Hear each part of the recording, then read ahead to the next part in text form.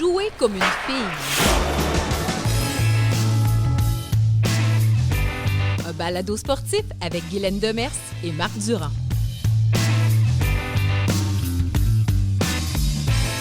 Mesdames et messieurs, bienvenue à Jouer comme une fille. Mon nom est Marc Durand, Guylaine Demers. Salut Marc. Ça va bien? Super. Ça va toujours bien? Ah, quasiment. Surtout quand j'étais avec toi, écoute. Non, oui, mais je sais que c'est aussi pour nos invités toujours. de grande qualité à chaque fois. Et Béatrice Lamarche est avec nous aujourd'hui. La barre est encore plus haute que d'habitude. On a tellement d'admiration pour toi que moi, je le vois comme ton CV de l'avenir. C'est-à-dire qu'avec tout ce qu'on va dire de bien et ce que tu vas nous raconter sur qui tu es, ce sera fantastique pour toi. Ben, merci beaucoup. Merci de l'invitation. C'est un grand plaisir que tu sois là. Bon, les gens connaissent Béatrice Lamarche, la patineuse de vitesse peut-être, mais là, on a Béatrice Lamarche, la joueuse de volleyball, l'inspiration du Rouge et Or pendant des années, aujourd'hui entraîneur, et des prix comme j'ai jamais vu chez une athlète ou une ex-athlète, disons ça comme ça, des distinctions. Tu as fini ta maîtrise, je crois. Oui, je viens de terminer l'école, terminer le volley. Tout est clos là, pour mon parcours universitaire. Et pour ceux qui nous écoutent, elle porte un chandail du Rouge et Or. Je pense que ça, c'est encore tatoué sur toi. Oui, effectivement. Même si je suis une fille de Montréal, le Rouge et Or, c'est important pour moi. Mais le Rouge et Or, c'est national, c'est international. Alors, tous les gens sont bienvenus à collaborer à cette grande institution. Guylaine, tu es évidemment un membre de cette grande famille Rouge et Or en tant que joueuse de basketball. Entraîneur aussi, je crois. Je n'ai pas entraîné avec le Rouge et Or, mais j'étais entraîneur une quinzaine d'années, mais pas avec le Rouge et Or. Mais tu vois, Béatrice veut être entraîneur aussi. Oui. Je pense que tu la connais bien aussi, je pense. Oui. On s'est croisés pas mal dans le PEP, ça, je dirais. Là, ça devient comme notre salon. Hein? Oui, c'est ça. On passe beaucoup d'heures. Tu connais le balado un peu? Oui, et en fait, c'était un moment un petit peu... je suis fan là, pas mal du balado, fait que là, quand vous m'avez écrit, moi, j'étais un peu comme... Ouh! C'était un moment excitant parce que je vous écoute depuis le début, fait que c'était excitant. Mon Dieu, tu t'es tapé tout ça? Ben écoute, une bonne partie, en tout cas. Moi aussi, parce que je dois les monter, ces épisodes-là. Mais je me rappelle pas de tout. On a eu des invités de grand calibre. D'ailleurs, pour l'épisode du 50e qu'on a fait récemment, on a fait un bon résumé avec Kim Lalanne et Sylvie Béliveau. Juste avant de commencer nos questions, parce qu'on en a quelques-unes, on a des partenaires fantastiques, Égalaction et le Lab Profam. La mission d'Égalaction est de rendre le système sportif québécois équitable et égalitaire pour les filles et les femmes, en soutenant leur développement et leur leadership dans le sport.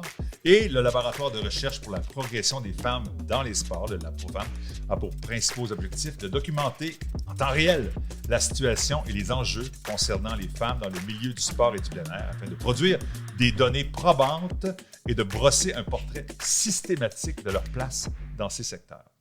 Yes, sir. Ça a été écrit par l'intelligence artificielle. Non, mais quand même. C'est vrai? Oui, c'est vrai. J'ai juste tapé « Décris-moi en un paragraphe le Lab Profam ». Bingo. Wow. Eh bien. T'es-tu contente? Je suis, en tant que directrice de Oui, de ce franchement, laboratoire? que l'IA soit informée de notre existence quand même, c'est bon signe. Ça avance. Là, j'ai assez parlé. Guylaine, à ton tour, parle-nous de ce que tu conçois, de ce que tu perçois de Béatrice Lamarche. Bien, en fait, c'est intéressant parce qu'elle a le parcours d'avoir fait son bac et sa maîtrise qui permet de jouer 5 ans universitaire. C'est vrai. Oui, on aime l'école, mais quand Oui. même. Hein?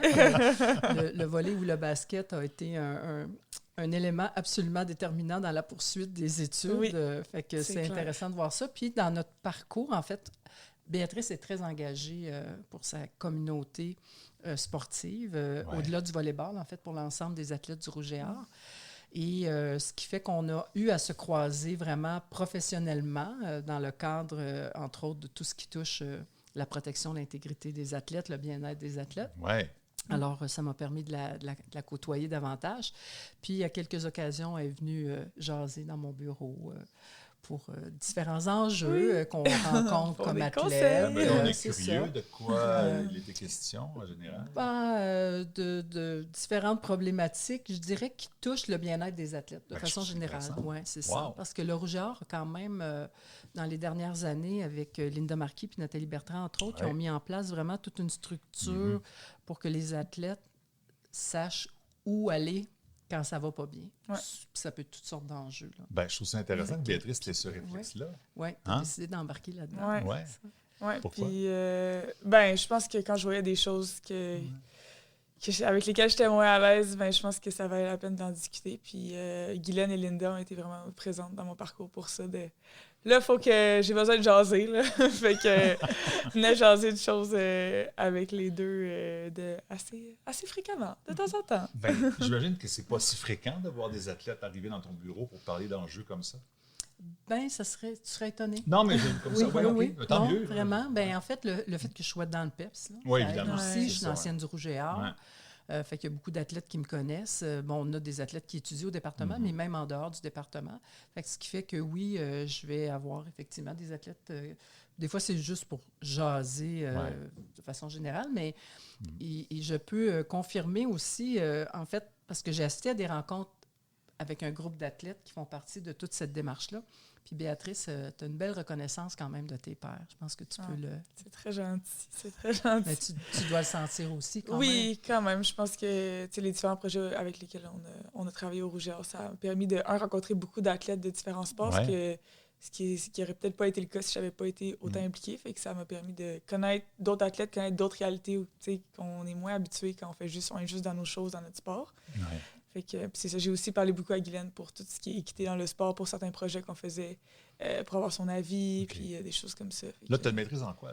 Là, j'ai fait une maîtrise en sciences d'administration, puis un DRSS en équité, diversité et inclusion.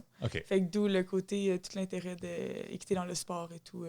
Mon intérêt pour le DRSS est venu de cet enjeu-là, principalement. Plusieurs athlètes sont impliqués dans leur sport, mais plusieurs athlètes aussi font leur sport ou font leurs études, ne s'occupent pas trop de ce qui se passe autour, puis on ne les blâme pas. C'est pas ça la question. Non. Mais toi, tu as toujours été touché par ça, je pense, hein? D'avoir à cœur le bien-être de tes coéquipières, de ton sport. Oui, je pense que c'est quelque chose qui est venu de manière assez naturelle, mais l'implication comme telle, c'est vraiment quelque chose qui est arrivé plus à l'université de manière plus concrète. Ça prend de la maturité, quelque part. Ça prend de la maturité. Puis je pense qu'au cégep, je faisais mon volley, je faisais mes études, puis j'essayais de survivre là-dedans. C'est ça. Puis de faire le mieux que je pouvais là-dedans. Mais quand je suis arrivée à l'université, je suis arrivée dans un baccalauréat qui avait une culture d'engagement vraiment assez phénoménale. Puis c'était avant la pandémie aussi. Ouais. Fait que ça bougeait pas mal sur le campus. Puis là, j'ai fait « Oh, je peux faire autre chose ». Fait que là, c'est ça qui a comme un peu lancé cette implication hors Rouge et Or puis hors sport, mettons. Fait que c'est ça qui a un peu comme lancé, qui a allumé la petite flamme d'implication. Et je pense que les gens, en général, le reconnaissent aussi parce que, puis je vais te laisser aller là-dessus, parce que tu vas nous résumer ça mieux que moi, mais depuis quelques mois, depuis quelques années, tous les prix qui existent, toutes les distinctions, que ce soit avec comment ça s'appelle, le financement des Aléo. Oui, la fondation Aléo. Tu as été reconnu, on t'a vu en publicité avec eux. Gala Femmes d'influence, d'ailleurs, tu as reçu une distinction aussi récemment, d'égalisation, etc., etc. Tu as même lu un mot lors de ta remise de diplôme. C'est toi qu'on choisit. Comment tu réagis? Ça, c'est comme trop? C'est trop? Porteuse de la masse, là, c'est quelque chose à la collation de grade. C'est beaucoup de choses en même temps. Je pense que c'est aussi des fois de réaliser à quel point on a beaucoup de responsabilités aussi qui viennent avec ça. Tu sais, des fois, il y a des jours que je me lève le matin et je suis comme « Oh, là, c'est beaucoup. » Puis je sais le rôle que j'ai puis la pression aussi que je me mets avec ça. Des fois, je suis comme « J'aimerais juste être une athlète. » Des fois, tu sais. Je pense qu'il y a tellement d'affaires qui sont arrivées rapidement. Puis j'ai des beaux privilèges d'avoir justement des tribunes comme, par exemple, pouvoir faire un message lors de donner un discours lors de la collation des grades. C'est un beau privilège d'avoir cette plateforme-là. Mais des fois, c'est beaucoup aussi d'avoir tout ça en même temps. Puis on en parlera un peu de la transition après, mais je pense j'ai mis les attentes très hautes pour le reste de ma carrière, puis des fois, on dirait que ça me stresse un peu. Mais on peut comprendre, je pense. C'est comme un athlète qui réussit un record et s'en va au prochain jeu, puis on s'attend à ce qu'il gagne une médaille, c'est un peu ça. C'est ça. Je pense que c'est aussi, moi, de gérer ces attentes-là, puis d'essayer aussi de faire les choses pour moi, puis pas pour répondre aux attentes des autres personnes dans mon entourage. Tu as un peu ouvert la porte.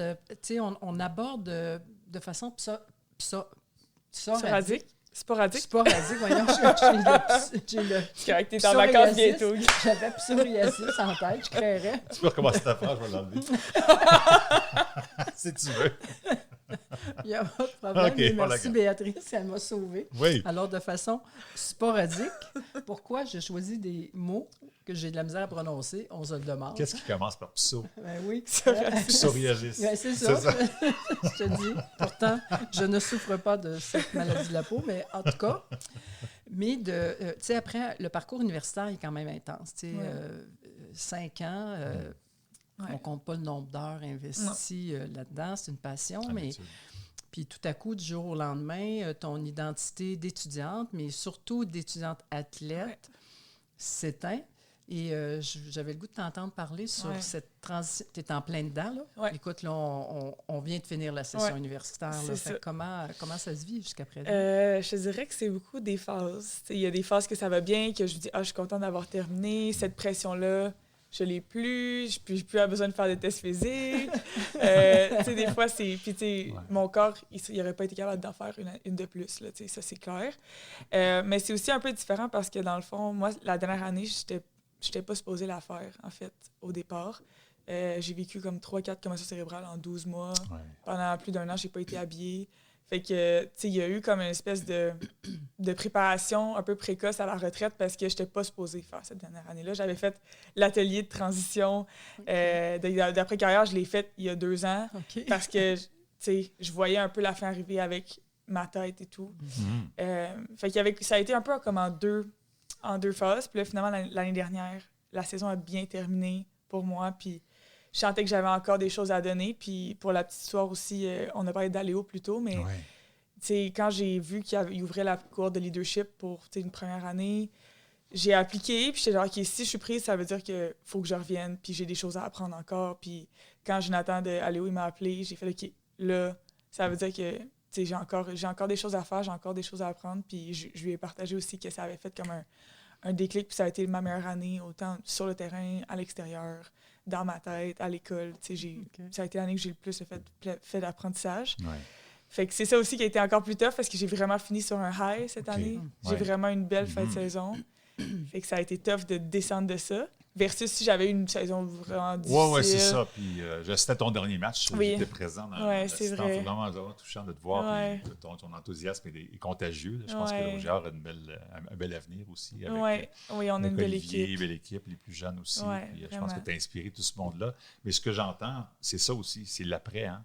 Puis même les athlètes qui sont bien préparés, puis tu sembles l'être, vivent un down quelque part. C'est ça que tu vis aussi. Vraiment. Oui, puis tu sais, beaucoup de... Tu sais, on est très déstabilisé parce que tout ce que tu avais dans ta routine, tu le perds. Puis on dit toujours, les athlètes, vous êtes disciplinés. Non, on n'est pas disciplinés. On suit ce qui est dans notre horaire. C'est écrit pour nous. C'est écrit, puis on a une job à faire d'aller en muscu parce qu'il faut que j'y aille. C'est ça. Puis là, je me rends compte que j'étais pas disciplinée. Puis là, je faisais ce que je devais faire. Hein? Mais ça te prendrait un autre coach. C'est ça. Mais c'est ça que je disais à Guylaine un peu plus tôt, c'est que là, je pense que c'est de réapprendre, moi, à faire du sport pour le plaisir. Que j'ai pas fait depuis très longtemps. Fait que là, je suis dans cette quête-là. Qu'est-ce que tu fais? Je fais ce que j'ai envie de faire. Fait que s'il y a des jours, c'est d'aller en muscu, faire des bras, ça peut être ça. S'il y a des jours, c'est j'embarque sur le vélo stationnaire, puis je fais 30 minutes, ça va être ça. Puis là, j'ai commencé à faire du vélo. Mon père est content. Ah, ben oui, OK. Ouais, fait que je fais un peu de vélo. Le volley, c'est possible encore? C'est possible encore, mais pour l'instant, là, je suis maganée pas mal. Ouais. Tu sais, tout ce qui est les impacts, mes genoux sont maganés. Trouver du plaisir à jouer pour le fun aussi, c'est difficile. Ouais. Puis c'était pour l'instant, pas tellement. Puis tu sais, y en a beaucoup qui jouent mixte, là, mais moi, avec ma tête, avec le filet qui est un peu plus bas pour les gars, puis des gars qui frappent, je me tiens loin de ça pour l'instant. Fait que c'est ça. Fait que pour l'instant, pas tant de volley. Jouer, coacher, oui, mais jouer moins. Ouais. Puis je me mets au vélo tranquillement, moins d'impact. Je retourne dans mes amours des sports d'endurance que je faisais peut-être un peu plus quand j'étais plus jeune. Aussi. La pétanque. Le tir à l'arc, je pense à des sports. C'est ça. Low impact. Ouais, low impact. C'est ça. L'aérobie dans la piscine, peut-être. Ah oui. Oui, aquaforme. C'est ça. C'est bon pour mes articulations. Non, mais là, tu coaches, par exemple, volleyball. Oui. Tu vois des ballons souvent, là. Je vois des ballons souvent, puis je me tiens loin. Je me mets dans les positions stratégiques pour pas que ça m'arrive sur la tête. C'est pareil, hein? Ouais. Mais bon. Mais ça fait partie de ma réalité de toujours faire très attention. Arrêtez de faire du sport, c'est pas bon pour la santé. Vous voyez bien. C'est vrai, hein, finalement. Il y a des athlètes qui, malheureusement, pour la vie. Mais c'est sûr que, athlète universitaire, tu as un volume assez moins intéressant des fois pour la récupération. Fait que t'as des bobos qui restent des fois. C'est la vie. Mais c'est pas vrai, là. C'est pas vrai que arrêtez de faire du sport. Là. Non, mais les gens t'ont pas au sérieux. Là. Non, OK, d'accord. C'est vrai que je faisais une blague. Ouais, c'est bon. C'est ça. Écoute, dans cette transition-là, est-ce que tu... Marc l'a mentionné, tu n'as pas commencé à coacher là. Ça fait quand même quelques années déjà que tu coaches. Ouais. Puis, est-ce que tu sens que ça t'aide dans cette transition-là? Parce que, tu restes en contact avec ton sport quand même. Non, je pense que ça m'aide beaucoup. Tu sais, l'année dernière, quand je n'étais pas sûre de refaire ma dernière année, j'étais comme, je pourrais juste coacher. J'aime ça, coacher. On dirait que, moi, je coach juste l'été depuis quelques années parce que pendant l'année, c'est pas vraiment possible. Mais à chaque fois que je retourne dans le gym avec les filles, je suis comme, c'est tellement le fun de coacher. J'aime tellement ça. Justement, faire avancer un athlète, faire progresser un athlète, puis autant sur le terrain que moi, beaucoup dans leur gestion d'émotions, gestion de stress. Gestion de mental, c'est quelque chose qui me passionne beaucoup de les faire cheminer là-dedans parce que j'en avais parlé à Marc aussi quand on s'était parlé, mais moi, j'avais des enjeux par rapport à ça, fait que je sais ce que les jeunes vivent. Fait que... Donc, ce sont des jeunes de quel âge là, pour l'instant? J'ai du 14 à 16 ans. 14-16 ans, des filles d'abord? Oui, des filles. Ouais. Fait que c'est la c'est la Fédé qui t'a recruté? Comment ça s'est passé? Dans le fond, là, c'est la 4e année de suite que je coach l'Espoir Capitale Nationale.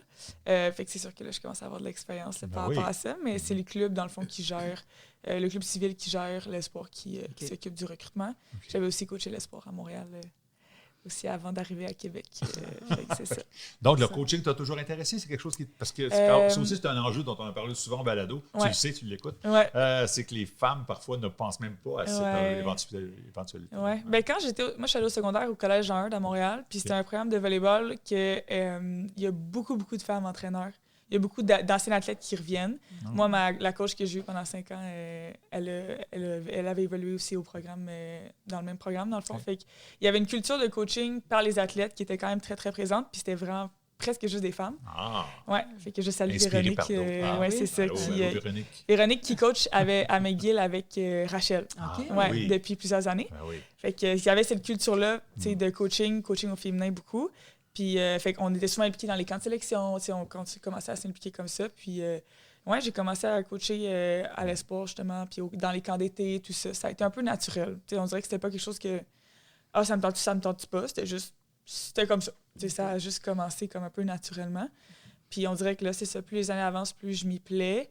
Puis, plus je vois que j'aimerais ça continuer à donner à mon sport de cette manière-là. Est-ce qu'on peut en faire une vie entraîneur? On peut en faire une vie. Il n'y a pas beaucoup de monde qui en font une vie, mais je pense que je me suis toujours demandé si de faire uniquement du coaching, j'allais me sentir accomplie de cette manière-là. Je pense qu'avec, justement, on en a parlé un peu, mais les implications puis les différentes choses que j'ai faites dans les dernières années, je me suis demandé si juste coacher, c'était... j'allais sentir que je contribue autant que je veux. Fait que je pense que ça contribue aussi à la réflexion en ce moment de... Est-ce que c'est assez ou je pense que je vais être peut-être le genre de personne qui va faire 1000 affaires pour construire mon travail. Là. Fait que c'est une question que je me pose en ce moment. Puis, comme tu es tombé comme Obélix dans la potion EDI et que tu t'es dit inclusion, tu es sensible à ces enjeux-là. Et dans ton parcours de coaching, est-ce que tu sens justement cette différence-là, le fait d'être une femme en coaching? Parce que, comme Marc le dit, on en parle régulièrement. Les statistiques, ça ne bouge pas. Au niveau olympique, là, tu vois, je regardais les 20 dernières années, ça oscille entre 9 et 11 % de coachs féminins. Ça bouge vraiment pas.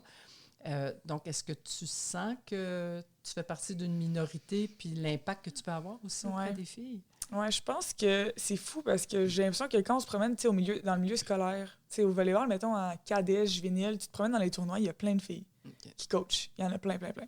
Mais effectivement, plus on monte, on se le dit tout le temps, c'est la pyramide rétrécie. Là. Plus on monte, moins on en voit, puis on se questionne beaucoup par rapport à ça. Mais je pense que je veux contribuer à changer ça, puis à faire en sorte que justement les femmes entraîneurs soient plus à l'aise aussi dans le milieu. Je pense que des fois, c'est pas intentionnel, mais des fois, c'est une joke de trop par-ci, puis c'est des choses qui font que il y en a qui décrochent, puis qu'ils n'ont pas envie de se battre, puis ils n'ont pas envie de tout le temps être « let's go ». Des fois, c'est épuisant. Puis des fois, c'est épuisant. Puis t'es comme là, je dis-tu quelque chose, je dis-tu rien. Des fois, c'est choisir aussi ses batailles là-dedans. Fait que ça, puis je trouve ça difficile aussi parce que quand tu magasines un peu avec qui tu veux coacher, je parlais à mon entraîneur-chef Oli, en blague, je disais, ça se demande pas. Fais-tu des jokes sexistes au lunch? Là, ça se demande pas, là, tu sais. Dans le sens, tu sais pas, des fois, puis les personnes veulent pas mal faire, mais moi, j'étais comme moi aussi, je veux pas me ramasser dans des environnements où je me sens pas bien, puis que les filles entendent des choses qui sont pas le fun. Puis... Mais t'as toujours ça en tête, hein? Tu dis c'est lourd parfois, mais je sais que c'est l'image que tu projettes, l'équité, l'inclusion, le respect. C'est des choses qui sont très importantes pour toi. Entraîneur, c'est aussi un mandat d'ajouter tout ça. Oui, vraiment. Sans la pression, là, je le sens. Oui, bien c'est ça que mon chum, il arrête pas de me chicaner parce que je me mets trop de pression. Ben, c'est ça, je suis dans mon camp espoir en ce moment, puis j'arrive à la maison, puis je suis comme, ça, j'ai-tu bien fait ça, puis ça, j'ai-tu été trop, puis... Parce que, tu sais, on fait de l'excellence, on fait de l'excellence, et je veux que tout le monde soit bien, je veux être bienveillante dans mes interventions. On a comme une ligne fine à... Tu sais, c'est pas facile de marcher là, entre ces deux choses-là, puis de bien le faire. Puis j'ai vraiment le souci que les athlètes soient bien, mais qu'elles progressent, tu sais. Ah oui. Fait que là, je me mets beaucoup de pression, fait qu'il faut que j'arrête de m'en mettre autant. Mais c'est intéressant, ça, Guylaine, parce que c'est un enjeu important.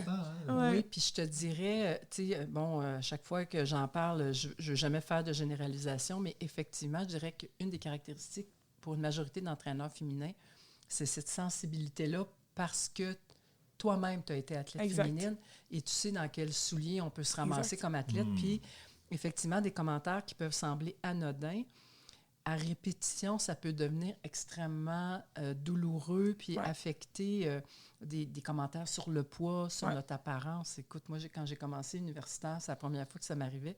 Puis on s'entend qu'universitaire, là, je pesais 135 livres, on me voyait les os, ses côtes. Là, je veux dire, j'avais du muscle, puis j'avais pas trop de gras. Puis tu reviens après l'été, puis ton coach arrive à côté, puis il te prend le bras, une pincée autour de terre. T'as-tu pris? Tu sais, là, t'es là, il y a un malaise, premièrement, de ce contact-là. Puis là, tu te dis, voyons, j'ai même pas une once de gras sur le corps. C'est quoi cette affaire-là? Tu sais, on l'entend tellement souvent. Fait en boutade. Puis là, puis on est tout le temps en train d'essayer d'excuser ces comportements-là, mais non, ça n'est pas excusable, tu sais. Et puis je comprends, tu sais, quand tu dis, mais là, qu'est-ce que je fais? Puis ça ne devrait pas revenir aux athlètes de porter non plus ce poids-là, d'être obligé de dire au coach, hey, là, ce que tu viens de dire, là, c'est pas non, le fun. c'est ça. C'est pour ça que, tu sais, c'est pas évident aussi parce que...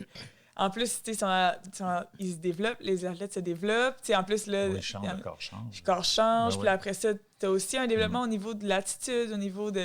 Tu sais, tu veux les amener à se développer au niveau mental aussi. Fait que, tu sais, essayer de... Tu sais, quand elles répondent, puis, tu sais, il y a de l'arrogance, tout ça, tu veux recadrer, mais dans la bienveillance. Puis, tu sais... Fait que, tu sais, c'est plein de défis, mais c'est ça. Je me rends compte, justement, du rôle que j'ai, qui est important aussi là-dedans. Puis, je veux jamais qu'elles se sentent comme rabaissées ou quoi que ce soit. Puis je leur dis tout le temps, moi, je suis vraiment exigeante. Puis j'avais dit à Marc aussi, c'était communication, effort, attitude. Ça, c'est des choses qui ne demandent pas de talent. Puis quand je vous demande quelque chose par rapport à ça, puis vous ne le faites pas, là-dessus, je vais être fâchée. Mais une erreur, tu fais pas la bonne chose, tu prends pas la bonne décision, je vais jamais être fâchée pour ça parce que tu apprends. Puis c'est à cet âge-là que tu commences à apprendre au niveau tactique, tout ça. Mais les choses qui ne demandent pas de talent, pour moi, c'est la base. J'ai l'impression que si tu arrêtais le coaching ou si tu arrêtais d'être impliqué dans le monde du sport, il te manquerait quelque chose. Tu aurais peut-être l'impression de laisser tomber ta cause. Oui. Non, je pense aussi. Je pense qu'il y a un moment où je me disais « Ah non, moi, je ne vais pas travailler en sport. Il faut que je fasse de l'EDI. Je vais travailler en politique. Je vais travailler pour défendre les intérêts des peuples autochtones. » Blablabla. Puis là, j'étais comme... Mais j'avais pas réalisé que c'était conciliable, tout ça. J'avais pas réalisé que je pouvais faire de l'EDI en coachant. Je pouvais faire de l'EDI en travaillant dans le monde du sport. C'est comme c'est pour du sport aussi, avec les reconnaissances que tu reçois, tu te dis « Reste avec nous. » Oui, c'est un peu ça aussi. Je pense que dans les dernières années, je réalise un peu que c'est ça. Il faut que je mette du temps là, même si au début, je pensais que c'était comme deux choses séparées, mais ça va plus ensemble que je pensais. Mais Guylaine, c'est un bon exemple de ça. Là. Oui, absolument. Là, j'ai 2 femmes extraordinaires avec moi qui ont donné beaucoup en sport, puis encore aujourd'hui. Oui, mais le sport nous redonne aussi, mais c'est vrai, le sport, ça peut être... Tu sais, on parle beaucoup des vertus du sport, puis c'est vrai, il y en a plein. Il y a un potentiel incroyable, parce qu'on sait ce qu'on peut faire avec des jeunes qui sont désabusés ou qui ont plus confiance ou qui savent... Le sport peut vraiment raccrocher plein de jeunes. C'est un moteur d'inclusion. Oui, absolument. Là, on en parle justement... tu parlais des premiers peuples, mais il y a aussi quand les jeunes immigrés arrivent, de pouvoir... Tellement. Écoute, Au Québec, on est de plus en plus conscient de ça. Là. Je me rappelle, je coachais mini-basket, puis à un moment donné, on est allé jouer, je coachais dans une école privée parce que mes nièces étaient là, mais donc très favorisées, on s'entend, puis on joue contre une école de Vanier, une école primaire, donc milieu très défavorisé, beaucoup d'immigrants. Ouais. Tu sais que même les espadrilles, tu te dis, mais comment ils font pour jouer avec ça? Parce qu'il y en a à moitié, quasiment, là, c'est ça, tu sais. Puis tu arrives dans ces milieux-là et tu vois toute l'énergie que le sport donne. Tu sais, ça lui met des étoiles dans les yeux, tu sais, puis c'est le plaisir de jouer. Ouais. Et ça, je pense... Puis les coachs ont tellement un rôle important là-dedans, là. Puis c'est pour ça que je suis contente que tu en parles, puis ça ne m'étonne pas non plus, mais on se dit, il y a tellement d'entraîneurs qu'il faut qu'ils entendent ce discours-là, parce que tu dois aussi croiser beaucoup d'égos. En fait, en coaching, c'est le plus gros problème, c'est les égos. Oui, mais moi, ce que je trouve difficile, c'est qu'il y a des gens qui coachent pour eux, puis pour dire que c'est moi qui l'a coaché elle. C'est pour leur CV. Oui, ça, je trouve ça difficile à côtoyer, parce que c'est... ils disent que c'est au nom des athlètes, ou ils font des choix comme coach ou comme gestionnaire sportif au nom des athlètes, alors que c'est pour moi, pour dire que moi j'ai fait ci, moi j'ai fait ça. Puis je trouve ça...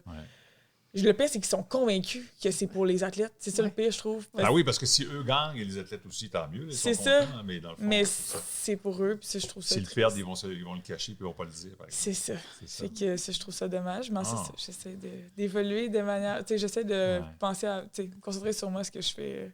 le plus possible. Le mieux possible.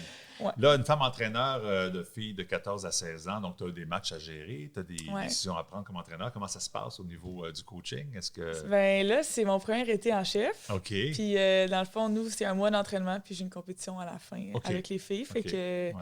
Fait qu'on va voir à la fin de l'été. Mais à date, ça se passe quand même bien. Je pense que, tu sais, dans les derniers étés, je coachais avec une de mes anciennes coéquipières, Rouge et Or. Puis, on était plus en formule de co-coaching. Fait qu'on prenait beaucoup les décisions ensemble. Ben oui, c'était la mode, ça. C'est ça. Puis là, on est rendu chacune en chef de notre propre équipe. Là. Fait que là, on s'est fait séparer. Ouais, non, on est dans deux. Elle est au Jeux du Québec cet été. Moi, je suis dans une autre compétition. Ah, OK.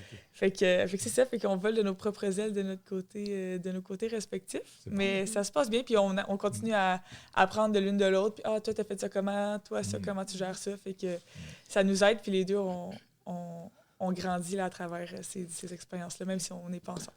Je posais la question. Oui, vas-y. Non, bien, je sors un petit peu... je reste en coaching, là, mais je change de sujet un petit peu. C'est que on fait une demande de subvention en ce moment pour étudier l'impact de la puberté sur la pratique sportive des adolescents. Les menstruations, les seins, la pilosité. Puis en fait, au Québec, on n'a pas trop d'études. Les études qu'on a, c'est beaucoup plus, mettons, pour des études sur les menstruations de façon générale, mais pas liées nécessairement à la pratique sportive. Même chose sur l'arrivée des seins. Il y a des filles qui abandonnent juste parce qu'ils n'ont pas les moyens de s'acheter une brassière de sport. Exact. Les gens ne pensent pas toujours, mais ça coûte cher, les maudites brassières de sport. Fait que je ne savais pas, est-ce que ces enjeux-là, est-ce que comme entraîneur féminin, tu l'abordes avec tes athlètes ou est-ce que tu sens qu'elles vont venir vers toi pour aborder ça? On dirait que c'est quelque chose que avant décider de me pencher là-dessus, j'avais pas vraiment réfléchi à ça. Moi, l'été, je suis vraiment un camp super intensif. Fait que j'ai pas une année complète pour bâtir cette relation-là. Mais tu vois, juste la semaine dernière, une de mes athlètes, elle vient me voir, elle dit « j'ai hyper mal au dos, ça me crée des crampes, je peux-tu m'asseoir? » Pas de problème. Tu sais, dans le sens... Puis juste qu'il y ait cette ouverture-là, de venir en parler, j'étais vraiment contente de ça. Puis de, justement, tu sais, je comprends, moi aussi, ça me faisait ça. Fait que, tu sais, vas-y, pas de problème. Fait que j'étais vraiment comme un peu soulagée que, tu sais, de prime abord, elle soit à l'aise de venir m'en parler. Puis, tu sais, moi, je suis hyper à l'aise avec ça. Puis, je veux dire, moi, forcer quelqu'un à s'entraîner quand il y a de la douleur, regarde, si toi, ta limite est atteinte, regarde, c'est pas de problème. Moi, je suis vraiment à l'aise avec ça. Puis... Tout le monde a des limites différentes. Tout le monde, tu sais, quand on parle de congé menstruel, là, parenthèse, il y en a, mais là, pourquoi moi, j'ai rien? Ben, tant mieux pour toi. Il y en a d'autres qui ont besoin d'accommodements différents. Fait que, tu sais, pas de problème avec ça. Il y a peut-être des hommes qui auraient réagi différemment, ou en tout cas, des entraîneurs, ou peut-être une femme qui aurait dit, hey, non, regarde, comme tout le monde. C'est ça. Oui, c'est ça. Ou qu'il n'aurait peut-être pas senti l'ouverture, il n'aurait peut-être pas été à l'aise de... Finalement, elle n'aurait pas posé la question. C'est ça. C'est moi, avec mes coachs masculins, je pense pas que je serais allée dire ça. Ah ouais. Je pense pas. Là. Ou en fait, moi, peu importe, j'aurais juste rien dit féminin, masculin, parce que je suis comme, je vais l'endurer. Là. Ouais. Mais. C'est une preuve, encore une fois, malheureusement, de toughness. Hein? Ouais, tu es capable de passer à travers ça. Voyons, let's go. Ouais. Tu le sentais comme ça, même athlète. Même athlète, Ah ouais. c'est Puis ça. dans toutes les situations de. Ouais.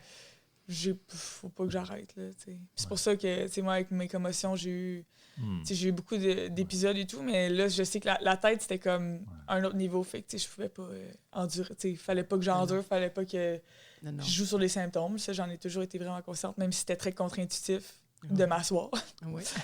Mais ouais, fait que ça a été un bel apprentissage aussi de savoir que l'ouverture, ça, c'est intéressant pour les athlètes. Ouais.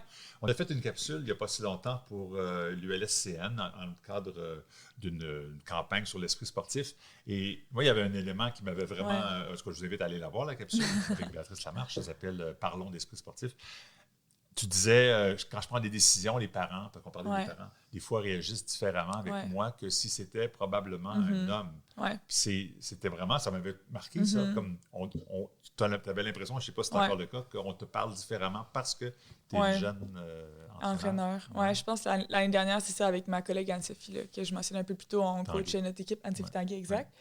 Puis, tu sais, au tournoi, on avait vraiment eu des réactions vives des parents, puis...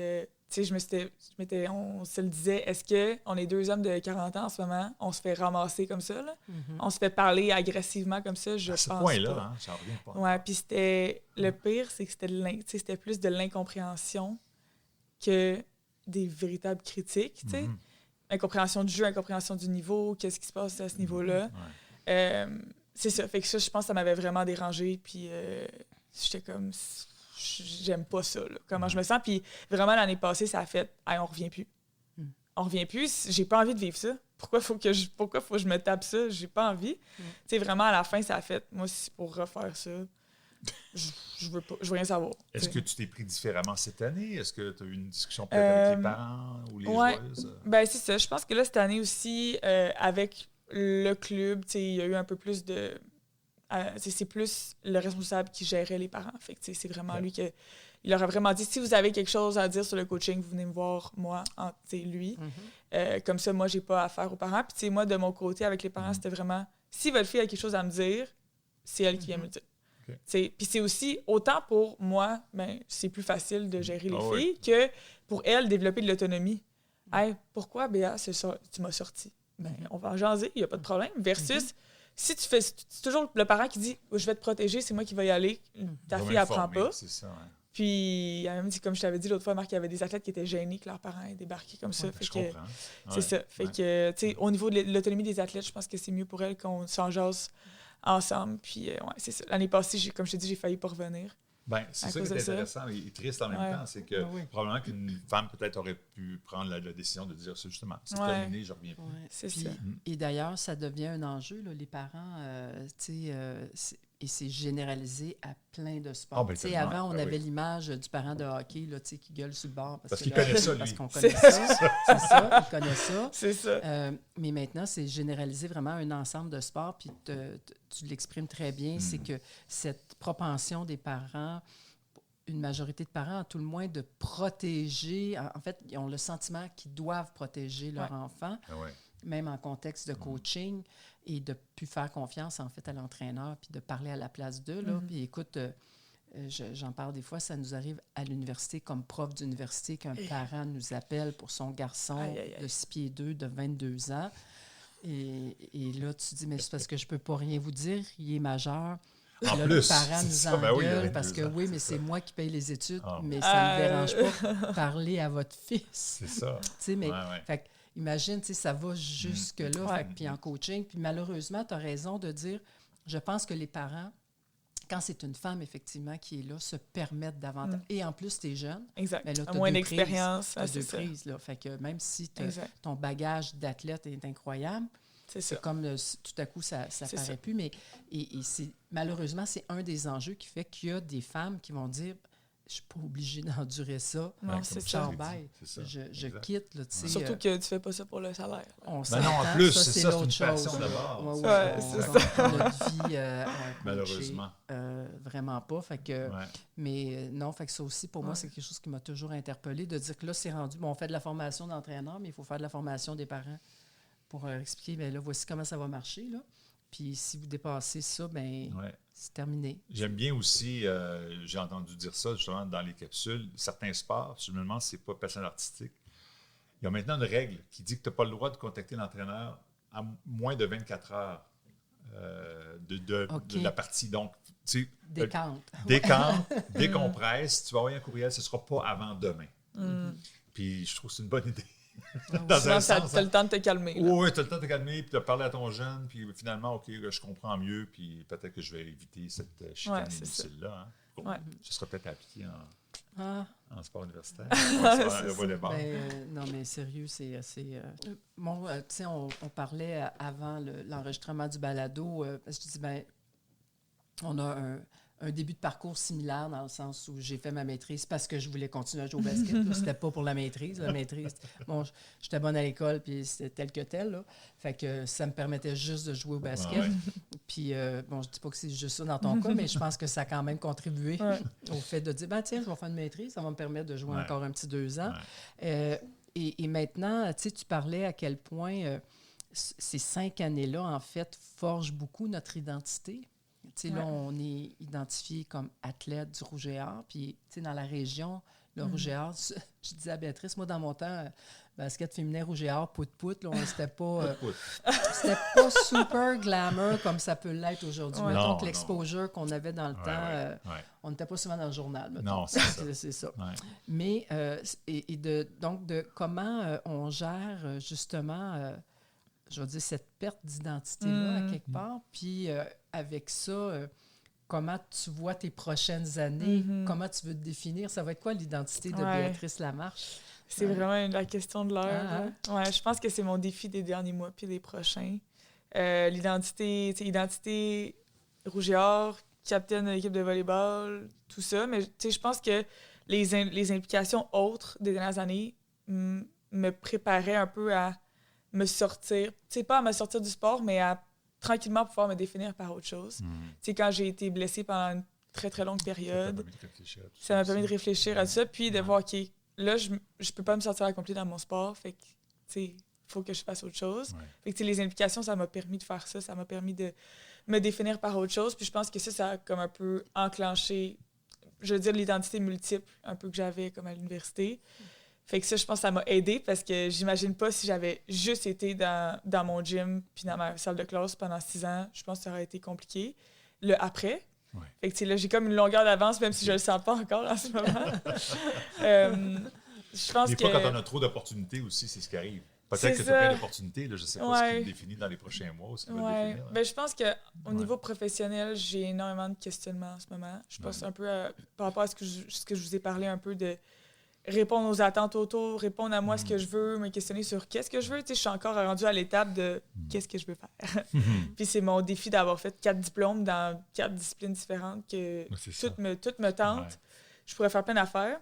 Dis-moi pas que tu veux faire ton doctorat avec moi. Ben, c'est ça l'affaire, c'est que là, la semaine passée, à ma collation des grades, je me disais, bon, le doctorat, j'étais là, Mais je sens que si je faisais le doctorat en ce moment, ça serait pour retarder une réflection. C'est ça.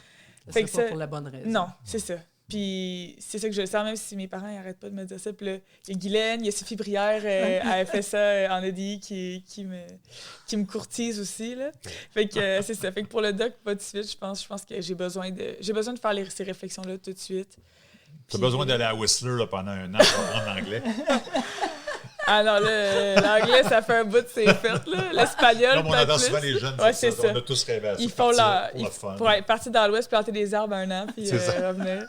C'est ça, avec le coaching, ça va être plus compliqué de faire ça, là, mais c'est ça. Fait que, tu sais, l'identité, je pense qu'elle va se transférer effectivement dans le coaching, avec comme les mêmes intentions de... Ouh, c'est la grosse question. Ben oui, là. Là, c'est ça. Là, c'est annonce officielle en primeur. Oui, dans le balado. Mais dans le balado. On enregistre. Oui, on enregistre. Mais ça, l'année prochaine, je reviens à l'Université Laval dans le coaching staff. Ouais, avec Olivier. Avec Olivier. Ouais. Oh, ben c'est bon, ça. Alors, on rappelle à nos auditeurs, auditrices que nous avons eu la primeur.